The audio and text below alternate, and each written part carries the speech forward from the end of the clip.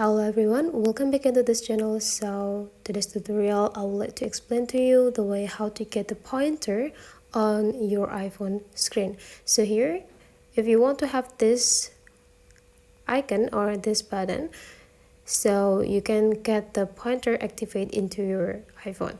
So because the pointer button will be inside of this icon. So how to get this? You just need to open your settings, and after that you just need to scrolling down until you find this accessibility. And in this accessibility, you just need to take a look on this physical and motor. So you just need to go click this touch one, and in the top part here there will be an accessive touch. So accessive touch means this icon or this feature. So whenever you turn it off, this accessive touch, those icon will disappear.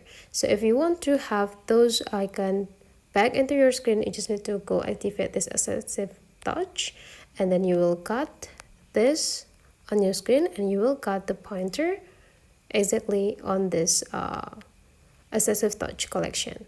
So if you want to customize your pointer, you can just go click this custom gesture, and then you just need to go click the new gesture, and you just need to start to scratching this screen. So let's say here I would like to have the pointer, so you just need to go click and hold.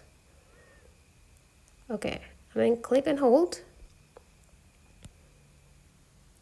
until the process in the bottom side here